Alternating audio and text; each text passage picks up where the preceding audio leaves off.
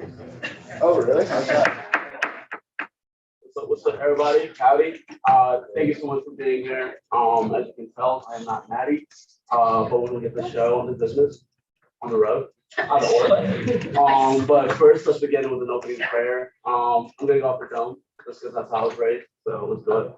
In the name of the Father, the Son, and the Holy Spirit. Father God, thank you so much for bringing us together. Please. Let us come together to solve the problems of this university, to understand how to represent our constituents, Father, and better be vessels of your love in the Spirit. Pray that this time is productive, that we learn, and more that we learn how to. So for roll call, question is, what is the best romantic comedy? Harsh voting. Proxy and Roman holiday. Madeline Smith here, and I'm gonna go with Four Weddings. Daniel Silverhorn. Faith Bliss. Proxy and Untitled Chapter. Nolan Lyon. Here and 51st dates. Colin Murray. Alabama. Christian Cologne. Patrick Galligan.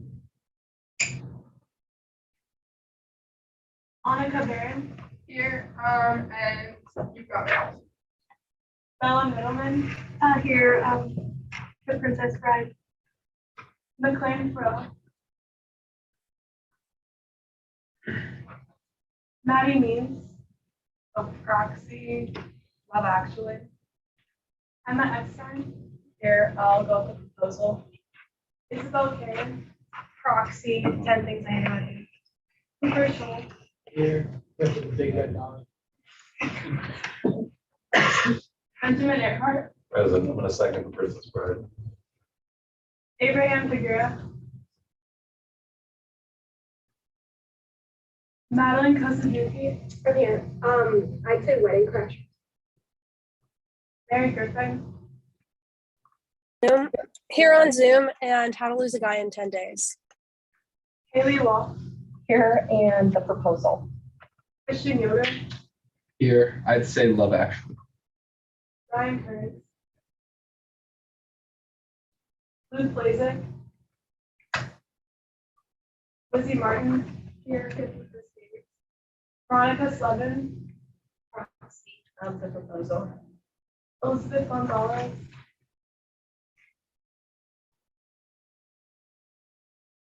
Michael Chicot.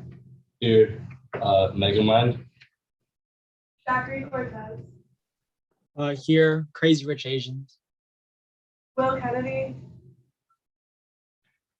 John Bailey.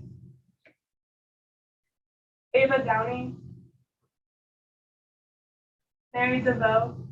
Here, and the other. James Burnett. Here, say Princess. Johnny DeLuca. Here at How I Met Your Mother. Paul Solar. I'm gonna second Clifford Big Red Dog. Jake Lowry. She's the man. Timothy Gallagher. Proxy, How Was a Guy Today? Maddie Sufi. Here when Harry Met Sally. Thomas Davis. Here on Zoom, Love Actually. Alan Jono. Domino. Addison Neva. Here, Sweet Home Alabama. Elise Basin. Nina Sullivan. I'll have to second Crazy Rich Asians. Kate McLaughlin. Caroline Cameron. Mabry Webb. David Holmes. Daniel Lau. Here, I also like Crazy Rich. Mo Doyle. Here, and I'm gonna go with Definitely Baby.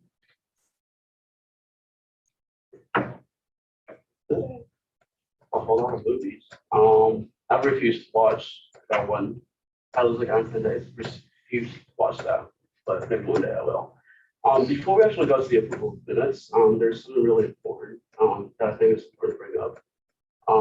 Today is actually a really special day because it's Madison's birthday. And I think it'd be really cool if we merged her by singing live on YouTube.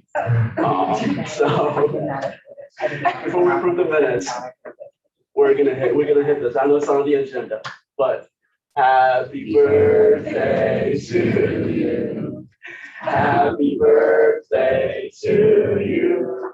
Happy birthday, dear Madison. Happy birthday to you.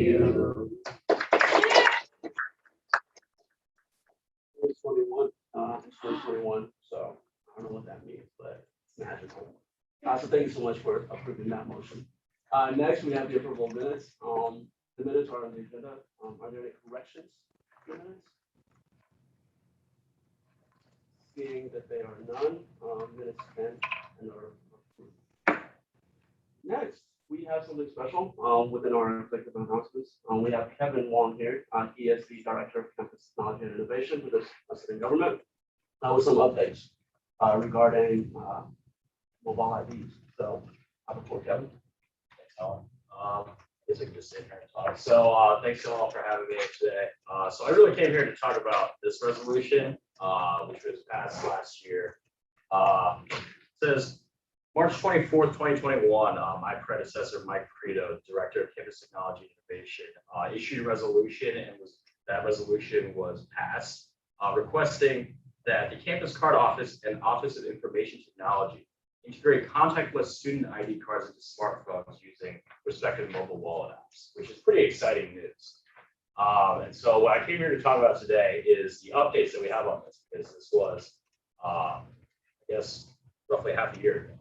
So the first thing that I have to talk about is that this is actually happening, or at least talks about it are happening and going on. So I met with multiple members of university staff and leadership who are working on this, including members from University of Exeter Enterprises, the Campus Card Office, anyone who would also be affected. So that would include campus dining.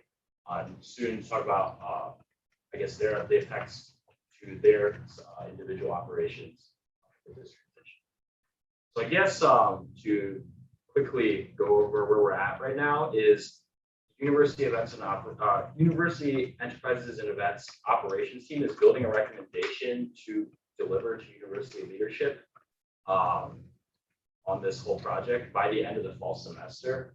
So hopefully, once that goes through, or that recommendation is in, university leadership can seriously consider this and give us the money to carry through or follow through with this project. And then from the technical side of things, the Campus Card Office is working on a use case assessment. So it's assessing, where students would use this, how effective it would be, things like that. And essentially they get a pro forma, which is like a budget, quick estimation for how much it would cost from the vendor to deliver this new technology. So what I wanted to do today is kind of open this up for open discussion for any questions or concerns that you as student center representatives may have, and also possibly questions or feedback that you may have for me. So all I have. Clarifying question, maybe I missed it. Are you saying that like you'll have both forms, that you'll have it on your phone and in like physical, or is it, So what we're thinking right now is that it would be an either or option. So in the resolution, it was stated, whereas the Campus Card Office would still continue to provide the option for physical student IDs to any student who would prefer it. So that'd mean either or. so if they had it on their phone, they would not have it. I would assume they would not have it. Have you heard of any date thrown out in the long term of when this could be expected to be rolled out? Has that discussion gotten to that point, or has it just been sort of, these are the steps we need to take before we can?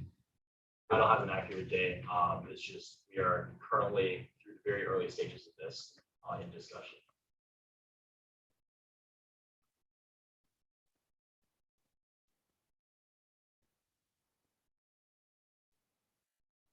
Other discussions? I don't know if y'all have done this before, it's probably reckless, but all the time I take my Apple Wallet and I put it against the little door opener thing, and it always flashes red, but I'm broke. But it's really exciting stuff, so thank you, Kevin, for your work on it, and even more so. You have to pay to get in? No, it's. Oh, I'm sorry, that went over my head. Yeah, so the technology currently has the capacity to ship over to mobile IDs, essentially with the Apple wallets and Google wallets. This is what I was trying to communicate there, but. It's all good. So thank you so much, Kevin, for that. Yeah. So next, moving on to general orders, we have the pleasure and the honor to have Dr. Christine Conway, the director of the UCC, with a presentation of sort of where things are with the University Counseling Center. I know a number that's been thrown at me is that usage is up 40%. And so we'd love to hear an update, and if anyone has any questions thereafter for Dr. Christine Conway. So thanks so much for being here. Yeah, thank you for the invitation to join you tonight. I've been working with Juliet and Austin to just talk about some of the utilization and how busy we are. And so I have just a couple slides that I thought would get us started, and I'd really like to then just open it up and hear your comments and have a conversation about our services and utilization. So thought we'd start with just giving you an overview of the counseling center. And we'd like to think of our services in this step care kind of model, where it's, when you think about mental health for all of you as students, all of us, just it starts with basic self-care that has nothing to do with the counseling center really, but just things that we all need to do to take care of our well-being. Then there's connections with peers, connection with campus resources. We have this talk line, which is 631-TALK, that you can call and not have to give any information about yourself at all. You can just talk to a counselor for a brief consultation about something. We have a lot of online self-help materials that are really, there's like over 300 topics on our website that are all geared towards college students. We offer workshops that students can come to without needing to be a client at the counseling center. You can just show up when those workshops are being offered. And then really it's at this level, the drop-in consult with the therapist, where you become a client at the counseling center and are seen by one of our staff members. So we went to this drop-in model. We rolled it out like October 2019, started really doing it in January, right before the pandemic. And then last year was sort of a free-for-all in terms of teletherapy. So this fall's really our first opportunity to kind of use it and really see how it works. The idea behind it was when we first started in October of 2019, it was right before fall break, and we were booked out, like with fall break in there, people were going to need to wait 4 to 5 weeks to get an initial appointment with the counseling center. And we just felt like that was not acceptable, that we needed to get people in quicker. So the idea of the drop-in is that we have drop-in hours every day. You're over there. And so what happens is students come into the counseling center where it's convenient for them. They fill out our initial forms, just like you would at a doctor's office, that gives some basic demographics and a quick checklist about different concerns that you have. And then you're put in the queue to see the next available counselor. And so that's how everybody starts services at the counseling center. We've also been able to then incorporate crisis services through that. So rather than having like crisis hours, it's just all in drop-in. So everybody comes in that way. And we have between 4 to 6 people on our staff that cover drop-in hours on a given day. And they just take people off the queue if they come in, they meet with people that I'll show you some numbers about drop-in, but typically it's about a 35-40-minute appointment. And the idea is to give people some initial help right away with whatever's bringing them in. For some students, it's a once and done. Like that drop-in session is a single session of therapy, solution focused. It gets them what they need and we're done. For other people, we're helping them decide and figure out what other services could be useful to them. So is that individual counseling, group, workshop, the self-help stuff. So we've seen a lot of people, like that's the way people come in. And the issue from that has been that a lot of people, our recommendation is individual counseling. And we just haven't had the capacity to meet the need for individual. So from drop-in, you can go to groups. We have a lot of groups, the individual counseling. We have psychiatrists that provide medication services for students. We have a platform on our website that helps students make referrals into the community. And then we also have 24/7 crisis intervention services. So you can call the counseling center at any time, call the number you would call during the day. You press 0, I think there's instructions, press 0, you reach the answering service, and there's a counselor who can help you. So, so that gives you sort of a overview of all the services we have. So while some students say, you know, I was turned away, there wasn't any help from the counseling center. Like, I get why people are saying that, but it's also that we haven't been able to provide individual counseling for everybody. We just haven't had the capacity, but that doesn't mean we're turning students away. Students can always come in for a drop-in appointment, and there's other services that are available for them while they wait for individual counseling. Would I like to be able to give everybody individual counseling? Yes, you know, absolutely. And we're working hard to try to hire more part-time people to be able to fill that need, and have had 3 new people just joining our staff over the last week. So we've been able to take about 50 people off the waiting list and get them in for some individual therapy before the end of the semester. So that's the good news. So here are just some numbers, and the 40% increase, I'm not so sure. I mean, it's close. So this is unique students. So the number of different people who have come into the counseling center, and I gave you 2018, 2019. The green is last year, which is sort of like, I don't know how you compare that to anything. And then this year. So you can see that we started out with, I compared the numbers to how many unique people came in compared to 2019, and then over 5 years. And we started out with a huge increase in August. And I think some of that was just the built up need from the pandemic with people, wanting services. And then it's dropped off in October. And I don't know what that is, is that sort of we're at capacity, but always with drop-in, there can be more people coming in. It's not like there's a capacity issue. Fall break, but we had fall break in 2019. So I don't know if the needs dropped off a little bit and it was just, really busy at the beginning, but we'll see. I mean, I think we're on track to, we might come in a little lower than 2019, I don't know. But before the pandemic, our numbers have increased every year, the need for counseling and the number of people using our services. And then this is the number of appointments.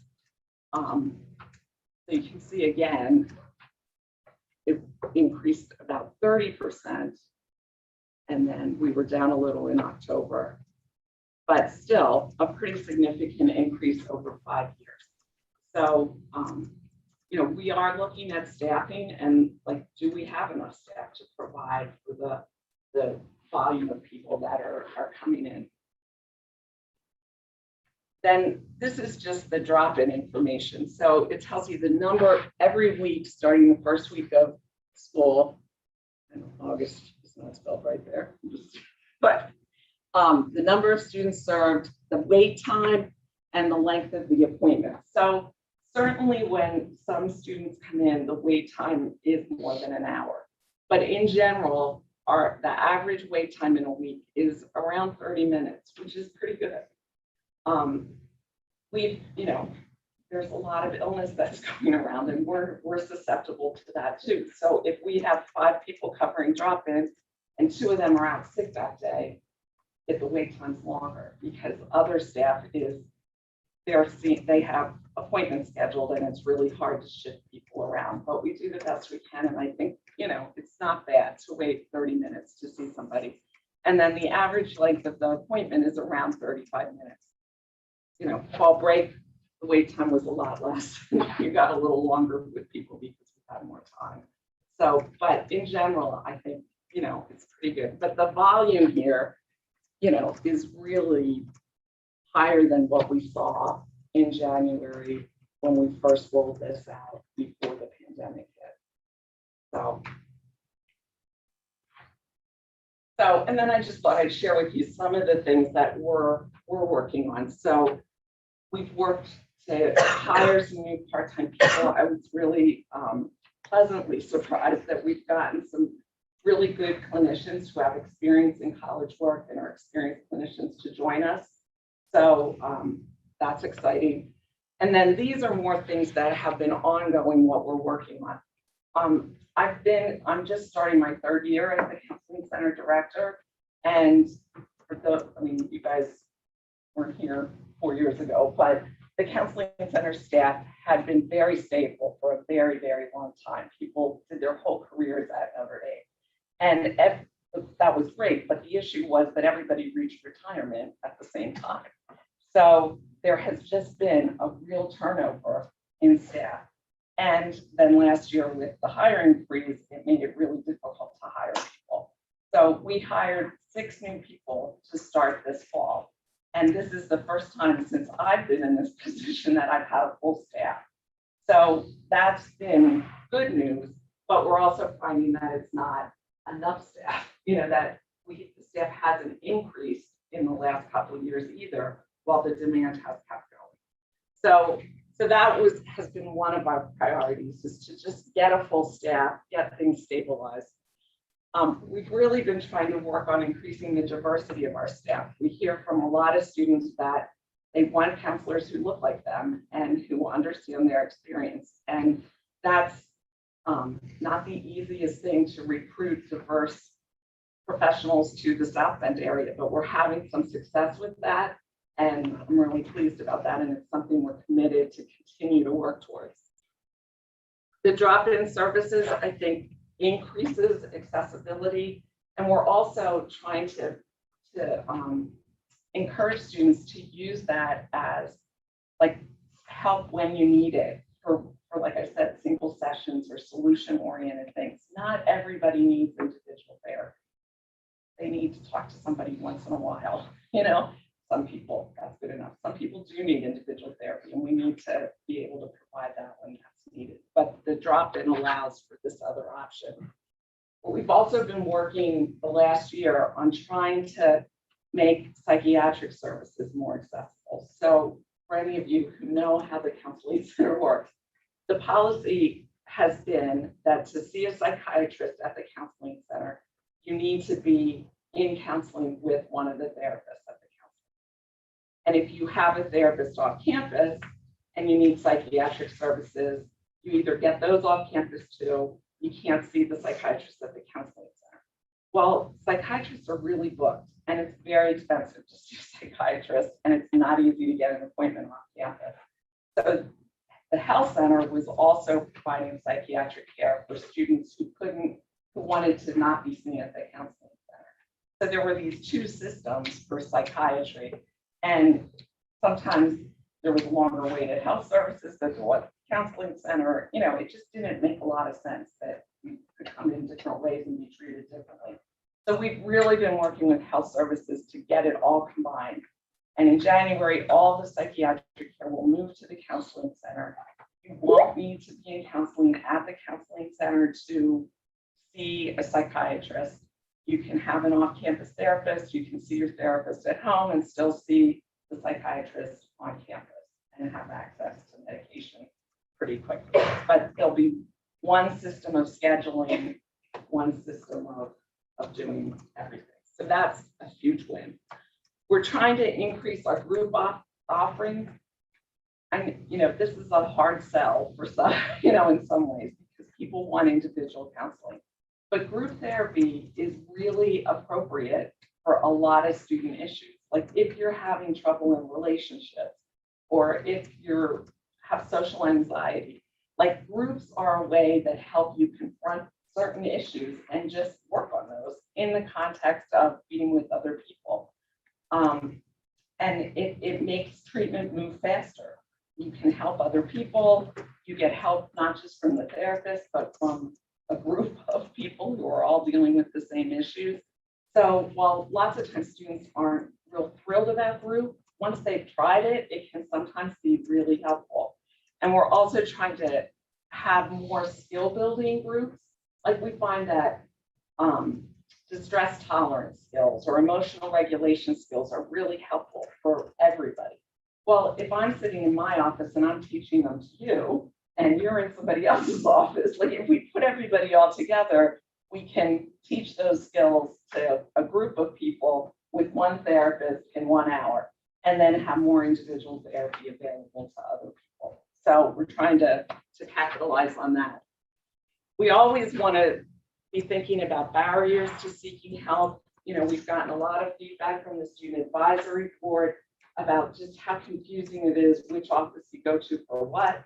And we're trying to work on that and, you know, figure out how do we communicate, how do we be more transparent, how do we get the message out. And then I think this last one is really where we could use your help too.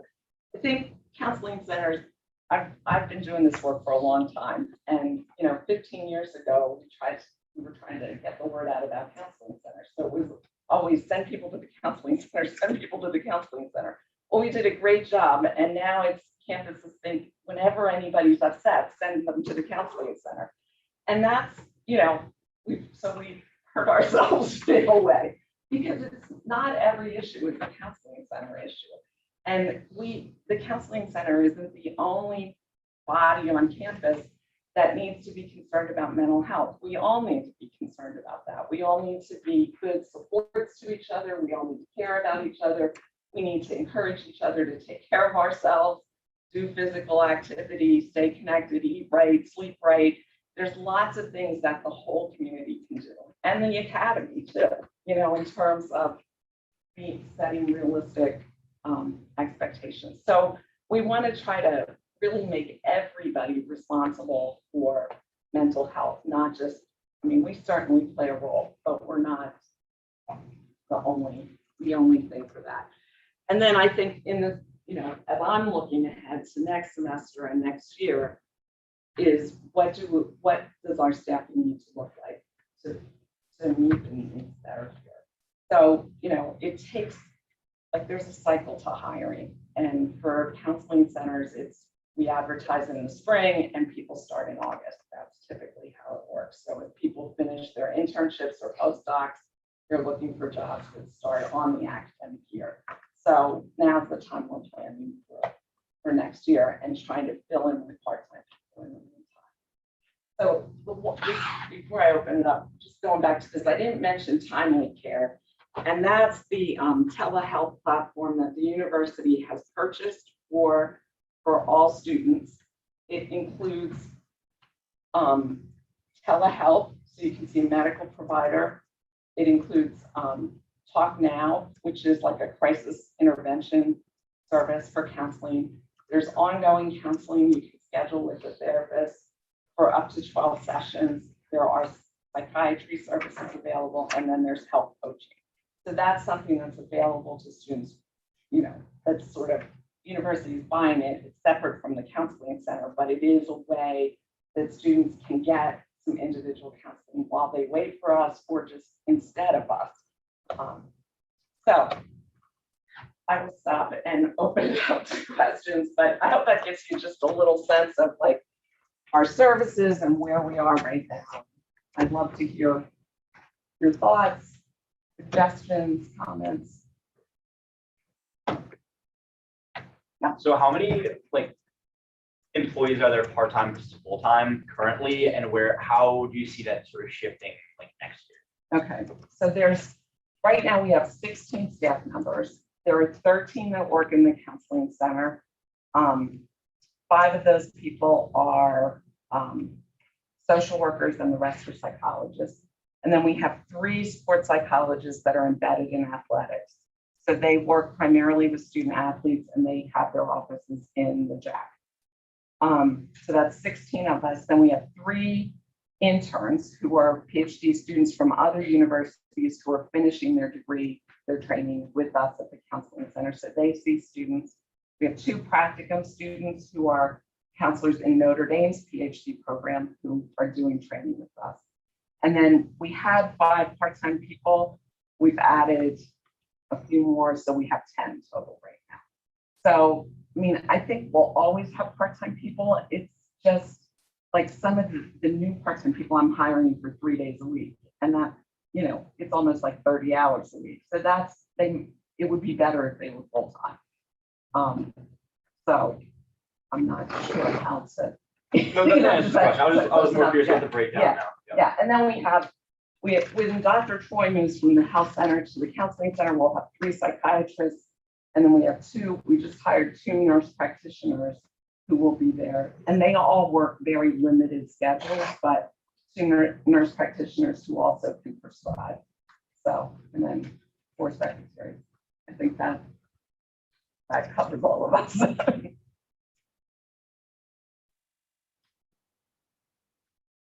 Yep.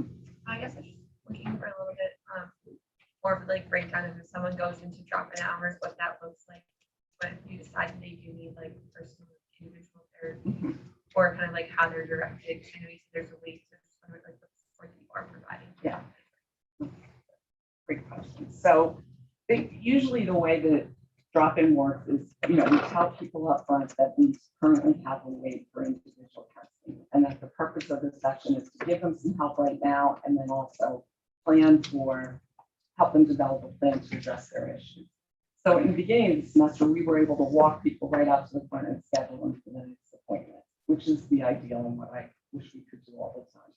Right now, we've also implemented what we call a triage system, where we're giving people like a number between 1 and 5 based on risk. So in the initial drop-in appointment, we're assessing suicidality, non-suicidal self-injury, any violence towards other people. Also, sort of what qualifies as high risk is an eating disorder that really puts a person medically at risk, or somebody who's really in jeopardy of failing out, you know, or just isn't functioning academically. So those people they're more like a 4 or 5. And those people we're trying to get into individual therapy as quickly as we can. The people who are more like personal growth or, you know, lower level anxiety are the people that are probably not going to get individual therapy at this point in the semester. And so for those people, we're offering them a follow-up to drop in. So you come back to have another brief appointment with the same counselor. When I do it, I'm suggesting to them that they try the workshops and that I show them the self-help materials and which ones of those things to address the question, you know, the issues that they're coming in with, and suggest they try that, you know, give it 2 or 3 weeks to do some of those things, then come back and have a follow-up.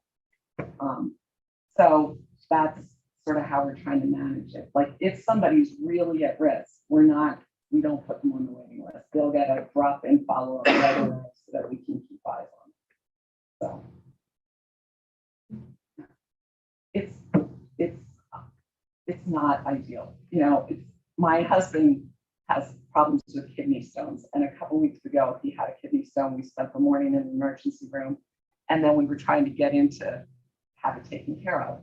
And they said, well, the doctors will look at your records and call you back based on how bad this is, you know, and how quickly you need to be seen. And, you know, at first we were outraged, and then I was like, Christine, like, think about it. They're doing the exact same thing that you're doing, you know, like every medical system is overwhelmed right now. And it's a sorry state of affairs, but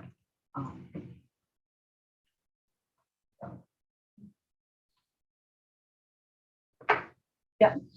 I'm curious to know, based on discussions you had with students this year in particular, what are some of the general, for lack of a better term, what are the frequent pain points, the frequent causes of stress and anxiety that you're hearing that may be something that we as students can help each other get through, right? Or is there, I understand for confidentiality reasons, you can obviously not give specifics, but like, are there general trends that you picked up that may explain why students are using the UCC more frequently? And that's a really good question. I think just with the pandemic, the anxiety that people are experiencing is more significant than ever. And I think the lack of connection that people feel with each other. Nationally, as a result of the pandemic, the issues that most counseling centers saw spikes in were anxiety, academic concerns because of like the whole issue of doing attention over Zoom. Now, we're not in that situation, as much as some other schools, but I think that people are feeling the academic stress just because our stress level in general is sort of raised due to all the pandemic stuff that we've been dealing with for a year and a half. So attention and academic stuff, family issues, because people I think are more concerned about family at home or when they were having to live with family for longer periods of time, and eating issues. Like I think even just thinking about our dining services, like it's been hard for people who struggle with eating issues to feel comfortable in the dining hall through the pandemic. So, but I think anxiety, connection with other people are the big ones here, and academic stress. On that note of academic stress in particular, have you expressed that is something causing increased level of stress to the academy, to the provost's office?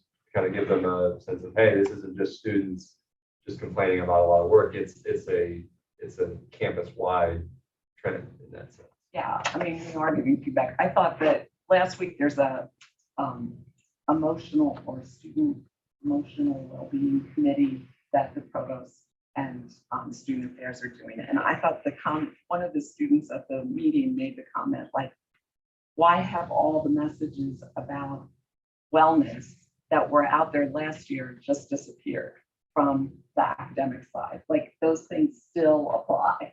So, I think that is student voices in that area, to make the provost and the professors more aware of wanting some understanding about that, wanting them to mention it is really, that's a way you could help too. I mean, we do say it, but,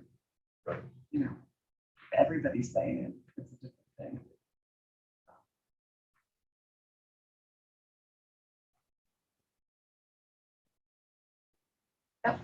So when there's really long wait lists and students aren't able to get into a counselor immediately, or I noticed that says short-term individual counseling. So if students need something that's more long-term and they have to look into referrals on campus, are there resources for funding for students to see those resources on campus if they can access those? I think students have used the SHIRT fund, and the Office of Student Enrichment sometimes has provided funding. That's one of the, if a student really is in high financial need, that's one also issue that we try to be aware of and make sure that we're not suggesting that they go off campus because it's just harder for them to do that. So, but other than those resources, and we, the average number of visits is around 6. So we are a pretty short-term model. And, but certainly there are students who get seen more than that. And, we really want it when students are really struggling, if they're having suicidal thoughts or really in distress, we want to try to keep those people here because it's easier for them to, it's another barrier if they have to go off campus and deal with transportation and insurance. So we try to keep those people in-house. I think the students who are better served off campus are the students who want personal growth. They want somebody to sort of meet with every week and just talk through their week and, that kind of thing. That's more less defined. We try to have specific goals that we're working on with students to make it sure.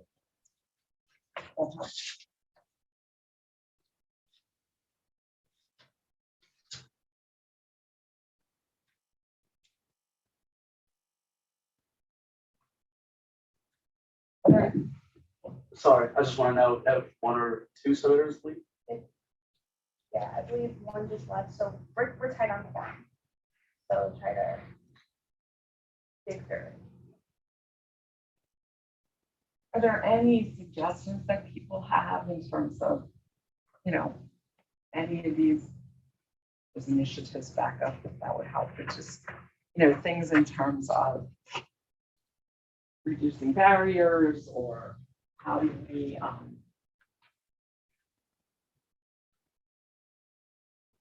you know, helping students understand how group can be helpful or.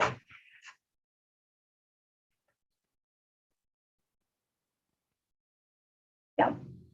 Yeah, I think my suggestion is just kind of go more towards like inclusive therapies, right? 'Cause I think that's definitely one of our struggles here at Notre Dame. One thing I was thinking was maybe like why don't, or maybe there's already been talked about maybe subcontracting some of the therapies that are necessary on campus.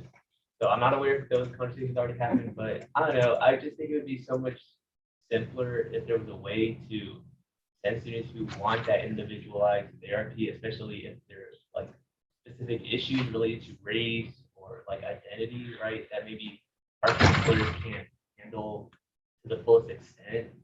Like it's so much easier now with telehealth, right? And I know you mentioned there was already like a telehealth platform that we're partnered with, but I don't know how often that's used, and I don't know if there's like statistics on like, how often that's used. But I guess that was just a suggestion. Like, I know there's, you know, like we already have alumni networks, right? That, and I'm sure some of them are psychotherapists of color as well.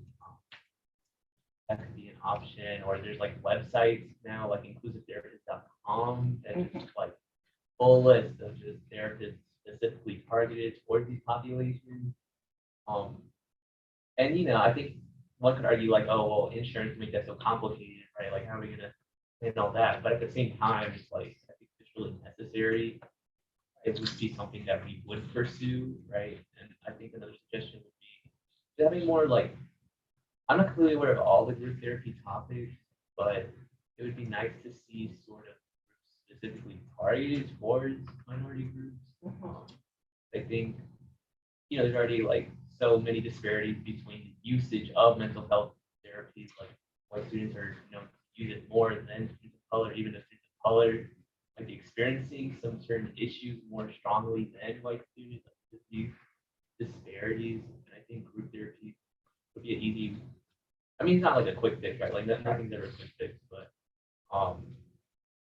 I think this is one way to help solve that disparity, because I think so many of our issues are rooted in shared traumas, and you know, just I think so much of that comes when you get to college, like you acknowledge it, like you know. So I'd just like to see more group therapy specifically for minorities. I think those are great suggestions, and there are things that we're working towards. So last spring, one of the things that we did to try to, because we had down so many staff members, we hired 13 part-time people to start in January. And I would say half of them were therapists of color. So we tried to make good use of the teletherapy. And also, because we were doing teletherapy, people didn't have to be in South Bend. So I recruited from the whole state and got some really interesting people who, you know, were really happy to be able to work with Notre Dame. So, you know, we haven't, it just was too much for us to do in person and tele coming back this semester, but that's something we absolutely can consider. Like, we'd like to hire more diverse staff, and we were able to hire a couple people from that part-time pool last year. But certainly we can consider like teletherapy to make staff, to have more accessibility to diverse staff. And the groups, we have a group for international students. We've started a Dream ND support space, and one of our new therapists is going to start a support space for students of color next semester. And she's also doing an outreach next week for first-gen students about going home for the holidays and just how different that can be, or what some of the stresses are. So, like, we hear you, and we're trying to, you know, address those needs. But, you know, I think the teletherapy is definitely a way that we can make this. It helped last semester and make the staff more diverse too. So. The issue too with groups is like, we also have, I don't know if I mentioned this, we have a Dream ND support group too for students who have immigration concerns of their own or for family members. So we start these things and it takes a while for it to get out there and for people to trust that it's okay to come. And then it's all, you guys are so busy. Like it's really difficult to find a time when you can get enough people there.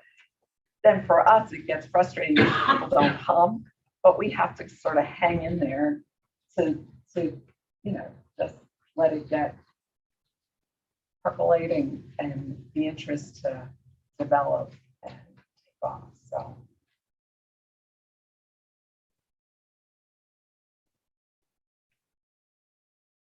Other ideas or things you'd like to see, or comments you've heard from people that you think we need to address? Yeah. From what I'm understanding, what we have is sort of increased demand and capacity issue. What are the barriers to increasing capacity? Is it financial barriers? Is it space barriers? And then on the other hand, I know that we have family care. And what's the utilization of that and how can we support sort of increasing utilization of that as an alternative? Mm-hmm. So I think it's, it's hard to say at Notre Dame that there's a financial barrier, right?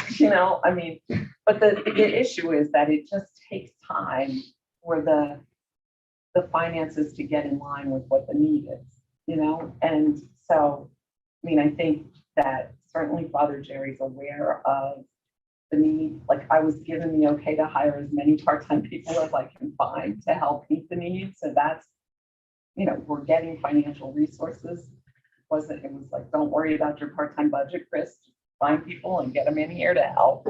So, I think the finances isn't an issue per se. It's just how do we get the budget and get that authorized to then hire people.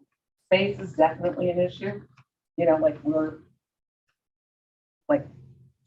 bursting at the seams. You should see the color chart of who's here when and who's in what office. And people are shifting around. Nobody knows where anybody is usually. But, so that's an issue. Like if we hire more people, we're going to need more space. And the timely thing, it hasn't been well utilized. And I'm not sure, like we're in the middle of doing a client survey right now. So we've sent it out to anybody who's used our services this semester, asking them for feedback. And one of the things we're asking about is timely care. Like, did you use it? Why didn't you use it? Most people who use the ongoing counseling do 1 or 2 sessions, and it's unclear to me why they don't continue. Is it hard to reschedule? Is it they don't like it? The ratings are pretty good for it. So, but it's not well utilized. And the feedback we've gotten from students when we've talked about it is they want to see somebody in person. So, and I think at least my impression is, Notre Dame has so many services to support students. You're used to getting that support on campus, and to get it from some not Notre Dame person also just isn't people's preference. So, but it's definitely a resource for people while we try to catch up.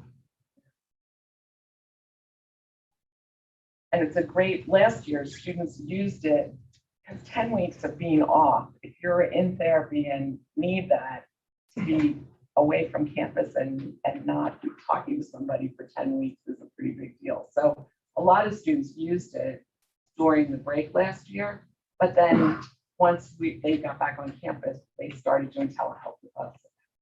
So.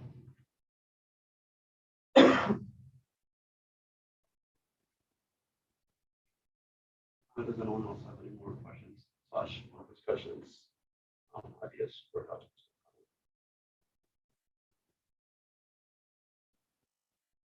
In response to one of the student advisory board, and are you guys familiar with that? So last year we started a student advisory council that's for health services, McWell, us, and Care and Wellness. They work Student Center for Support and Care, so Sarah Bay and the Care and Wellness consultants. And that group is graduate students, undergrad students. They meet once a month and just are, giving us feedback.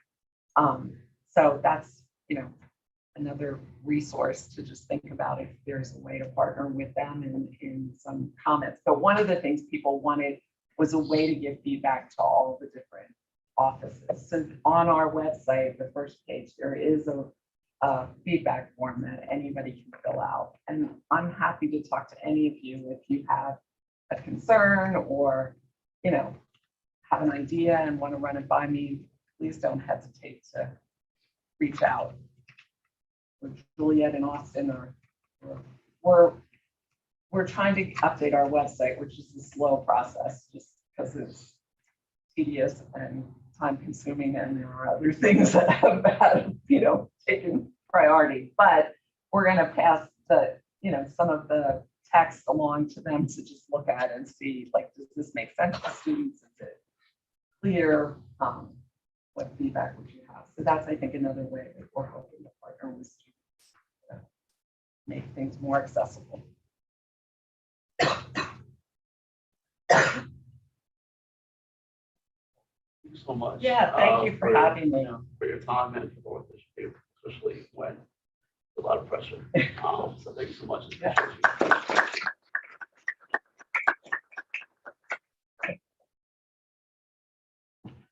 Well, next on our agenda, we had SO 212, 12, in order to amend the constitution bodies or request followed by the council.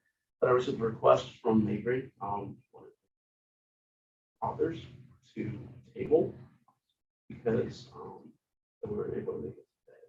So with that in mind, is there a motion to table? Yeah, motion to table reorder. Any seconds? Second. All those in favor? All those opposed? Abstain. The following SO 212, 12 is tabled. Next, in new business, we have a resolution to recognize the need for priests in all residence halls.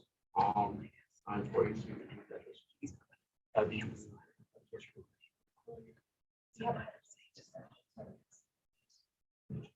So I will now recommend or pass us bring it up into orders because definitely just discuss that. So just look at it and hopefully there's any general orders. But yeah, that's it for me. Is there anything else that anyone else has? All right. Are there any announcements? PE salad rights are on auction this Friday in the Local Ballroom from 7 to 9. We'll have a hot chocolate bar for fun by Echoes and Whisk. Admission is free. There is an online auction component from 9 a.m. to 5 p.m. Let me know if you want more info on that. If you have a lot of great baskets, and all proceeds go to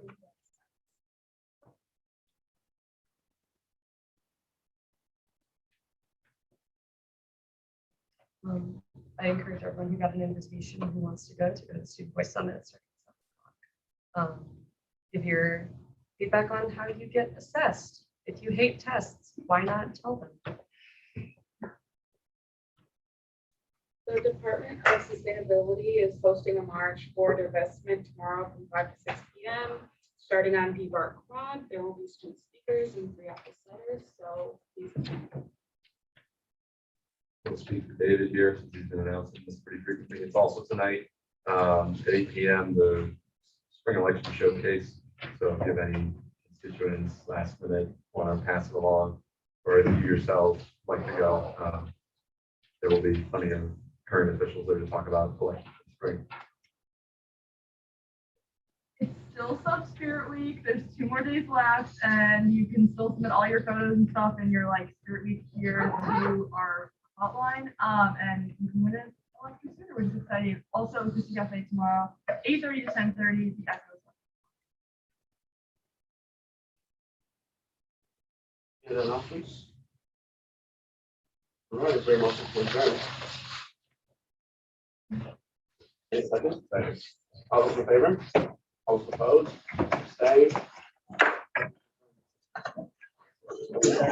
Everything. Yeah. Happy Thanksgiving. Not a head. Oh, yeah, my name. Oh.